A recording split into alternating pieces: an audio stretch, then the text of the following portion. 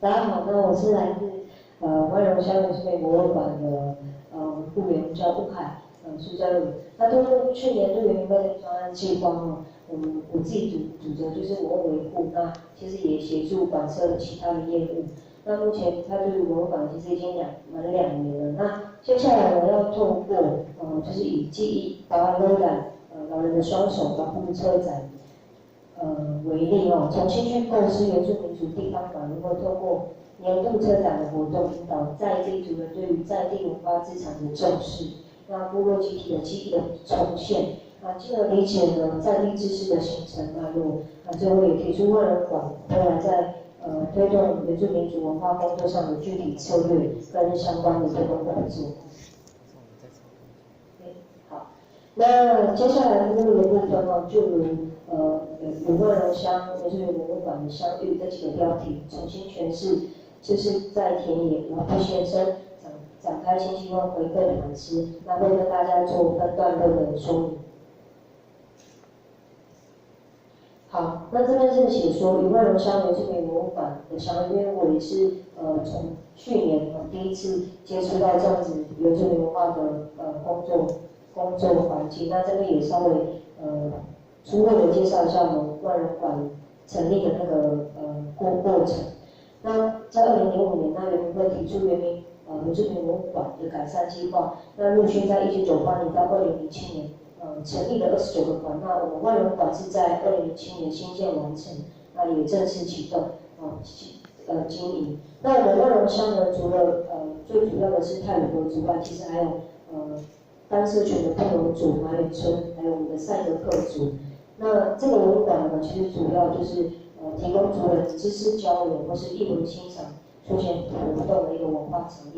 域，那也是一个平台。那最重要的是呢，就是在文物馆一定要有人才可以做连接，才有对话的空间。那简报上的这个2位呢，是我这2年工作的重要伙伴，那他们都是我们的策展规划员。那第一个是叶科奇，就是王一美，他的经历是有6年的时间，他熟悉我们3个族群的历史跟文化，那他也熟悉我们泰鲁格族的传统乐器。那因为可能他在那边待的时间比较长，对于当地的文化跟工艺资源，它的连接性也非常强。那在去年呢，他也顺利的当选我新民村村长。好像是一个特别的现象，只要在文物馆待久了，都有机会去当村长。所以有意识想要当村长的话，可以考虑来文物馆工作，至少做满6年。再来就是我们的 Side Gill， 就是林文琪，就是我今年的工作伙伴。那其实他也有3年的经验了。那他自己本身是熟悉传统的技艺，比如说编织的铭文藤编他自己本身也有做传统。他有继续在传承这样的技艺，在今年他也教了不少的学生。那他自己主要也有在钻研那个泰语的族语的知识。那语言是连接文化的重要的媒介之一。那他过去在离开文馆，在今年还没来之前，他是做社服的工作，所以他对于在地的耆老亲他的连接性也非常强。那接下来就是关于策展的部分那我这边有几个发现那因为我是原民会所辅导的，那他这边就是像刚刚朋友提到，他有规定我们在年度必须要办理3个档次的策展活动。那面对这样的机制我们万人馆其实也有规划2种重要的策展的模式，一个是定期性就是比如说我们每年都一定要办一个在地家政公寓的连结展。一个联合的策展，那包含不把我们观光在地的观光跟农特产品放进来。那另外一种就是主题式的，比如说猎人的文化展，或是文面的老照片，或是传统驻马编织的记忆展。那这些以上都是就是做在地的文化为主。那在这些策展活动过程当中，那我自己有一个发现，就是有一些特殊的现象。那就是除了经费有限，就是我们经费有限之外，那也缺乏那个弹性。就是因为我们是归公所管理，那公所的做法通常都是往往合并其他的活动做办理，然后无法突出我们整个策展的意义。对，那甚至在我们展期每一个档期结束之后，我们也没有做任何的记录跟保存，这是我觉得非常可惜的部分。那另外一个更特别，可能其他馆也有这样的现象哦，就是在开展当天是最多人潮的时候，为什么？或者是我们的活动餐点哦，这是吸引部落族人参与我们活动的动机之一啊。那在以上的办理方式呢，也延伸出来几个特殊现象。第一个是去脉络化的文化连接展示，就是我们在做策展活动期间，因为公所也会想要就是加入比如说观光的一些推展，这样好像也是稀释我们在地的文化的价值。那再来一个大量标准化的生产初级产品来做消费文化，因为我们在我们馆场内其实有放一个常设展，就是一个我们家政工艺师的一些展品会在那边展出或者是做寄卖，可是就是当做我们地方文创商品的一个亮点的。但是我会发现他们都有一致性的特色，就是可能用便利性的生产方式，就是不再用过去传统是用蜂巢的布去做输出、去做裁缝这样做成的，所以这样天幕式的呈现容易产生标签化的疑虑，那甚至是成为消费原住民族场所文化场所。那另外就是被动式的邀展模式跟公共参与的效果不彰。那这个主要是在讲说，因为我们之前在办策展活动的时候，都是以物或是以事去求人，我们先做了策展主题，想了策展主题之后，才去设法去找一些部落的做相关文化的人一起来参与。可是对于族人的理解，他们对于策展的经验他们理解有限。那多半的认知都是停留在劳务报酬的互惠关系，就是所谓的借展费哦，你提供了借展费，我才来参与，这样其实对于策展活动是非常不利的一个推动条件。好，那刚刚都是以上都是我发现的一个现象啊，可能有点沉重哈，没关系，现在就来分享，跟大家分享比较清楚，就是我们这次的策展活动哦。那我这边重新诠释，就是我们这次策展，我们不再以就是家政班或是公益师做连接，我们跳脱以往的模式我们直接下乡做田调，直接去找我们适合的人选。那我们这次的主题其实也是延续去年我们在办理传统织布技艺的文化就是从驻马那个工序，我们接着变成成品去做田调了。那希望在这个策展能够播出部落传统织布的集体记忆之外，那也可以建立族人自身的文化认同感跟自信心。那我们也想说，透过这样的策展活动，可以再现在地知识的实践，这可能也是一个方法之一。那这次在田野的部分就是我们下乡田调哦，那这是我们第一次做部落田调的初体验。我这个写说受访者表示怎么能够可能是真的说，这个东西，这个织布的成品，它也只是我家里传承下来的织布，或是目前它有什么样的价值，或是有什么样的资格，可以在这样的公共场域做展出。那我对于他们像这样的疑虑，可能是建立在他们对于公共展示品的定义比较不清楚，什么条件能够代表所谓的文化资产。那第二点是对我外人馆这样的典藏机制他也不熟悉，我放过来，我这些家里东西嫁妆放过来，它会有什么保障哦？这是刚开始的那个，对疑问哦，我很紧张，放轻松。好，然后接下来我们在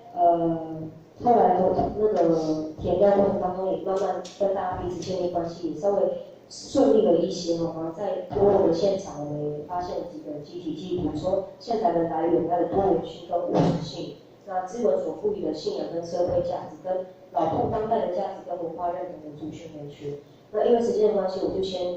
大概用图片带过哦。就是像我们线材的部分的话，就是以前都是用苎麻，因为苎麻它的生存能力强，但是它的工序也比较繁杂，那所以织出来的成品需要花的时间也比较长。那后期是因为可能日本或是国民政府来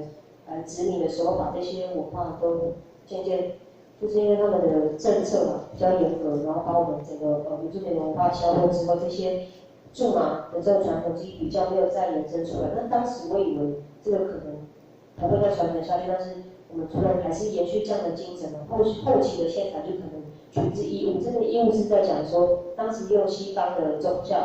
会来我们部落做，比如说传道啊，那基于那个人道关怀这样的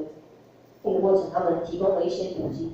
可能有义务，那这些义务可能因为我们原住民穿的不是很习惯，或者是说 size 不合，可能我们比较瘦，对吗？这样自己讲。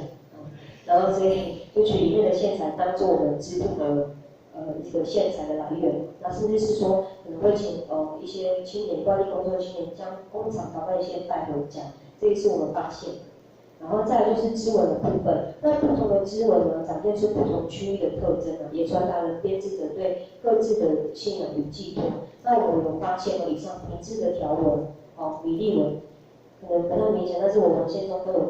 有附上。比例纹就是 milli， 国语是念 milli 跟 uli， 还有接地纹是哈搞。那斜纹的部分就是 smooth， 还有我们的挑织的 marble。那再来织品的用途这大众用的3个族群，那泰鲁格族跟赛德克族就是以嫁妆为主，那布农族的部分可能就是以背阴带，那个白衣上面讲的就是一个背阴带，跟男士的传统背心。那大家有发现底下这个汤匙吗？然后这个汤匙是干嘛用的其实刚才主任也有提到，因为货币制度的影响主任不得不跟年轻的村落、土产店、有卖人精的餐厅合作，那我们就提供业务换取微薄的经济收入。那这样的过程当中，又和饮食的文化影响，那餐厅老板对于野生动物的皮毛观感，跟我们的原住民饮食文化有一些落差了，所以要求主任在交换之前先做处理，所以主任就会把这个用苎麻的布，我们第2张图就是苎麻的布覆盖在动物的身上，那浇上热水之后呢，就可以轻松的用汤匙把这个皮毛刮除，这是非常特别的一个经验，也是一个非常珍贵的传统智慧。那接下来就是这3个人是我们当时填料过程当中，我个人是觉得还蛮具代表性的，他们都有故事性啊。那大家可以稍微看一下一个像白乌海他就是他在学织布的时候不是由他妈妈教的，反而是他婆婆，所以在他之后他也把这样的理念跟精神传给他的媳妇他叫白乌海，他其实他叫乌海，我也叫乌海。然后我们是在填料过程中才相认，原来他是我的生婆，对，这很特别的经验。然后那个UD 大嫂也是巴黎他已经65岁了，他也是我们的职工。那这次的策展在我们填料期间，因为这个一个填料的过程，重新让他去认识这样的织布的文化，甚至开始学习，从65岁开始学习的一个老人家。那再来就是我们比较年轻一辈的他是通过返乡参与部落的活动，开启族群的认同然后反之对于族群认同的诠释呢，并亲手动作织布，基于去实践自己的文化美感。好，所以因为时间关系，大家稍微带过。那这是我们当天这是我们当时展场的一个环境，就很像一个家的感觉，然后后面是衣柜的感觉。那展览新闻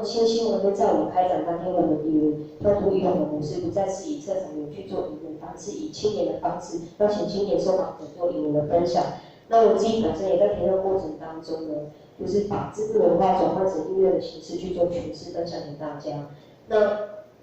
这边有提到，因为我们要去讲自己的文化之前，一定要先充分认识自己，才能大方的表达自我。我也是因为这个策展，我才开始学织布这样的技艺，对我来说是非常特别的。好，最后呢，这个一定要跟大家分享，就是我们在这样的策展的过程当中，我们的一些回馈跟反思。那对于那个智慧保存面这边提到出版在地传统织布文化的相关记录书籍，其实在我们展期之间的时候，我们就有跟东华大学老师，因为他发现我们的这个展很有趣、很特别，他也很愿意跟我们做合作。那其实在今年他已经有跟我们接洽，会在明年会继续做这样的撰写把我们这次的策展就是做记录、做出书这样子。然后接下来就是这也是一个建议就希望可以做就是数字化建制典藏在地的老布写真部。那因为说一点好像很很夯嘛，对不对？因为目的是在于将文化数位之后，其实是更容易流传跟运用。那如果我们万人馆可以做这样的建制的话，是可以凸显我们万人馆的特色，也可以提升万人馆的能见度。那再来就是针对这次的Barcelona这样的策展，那我们也希望说，因为我们的典藏机制其实是比较被动化的。那如果说我们可以主动的话，我们可以把这次的成果时间到结束了，好，那就是说可以协助画一个部落的动态地图，让大家知道说哪里有这些老部。那在基因传承面的话，就是鼓励我们万人国小，因为我们万人国小是在去年度成立民族教育小学，那主要是推广原住民族多古族群的文化实践教育，希望他们可以跟我们一起做结合，也让他们来这边。其实在今年他们就有帮忙过，就是来这边做导览的活动，对。然后再来就是我们办理一些传统织布的研习课程啊，甚至是织布的技艺竞赛。对，以上我的分享，谢谢。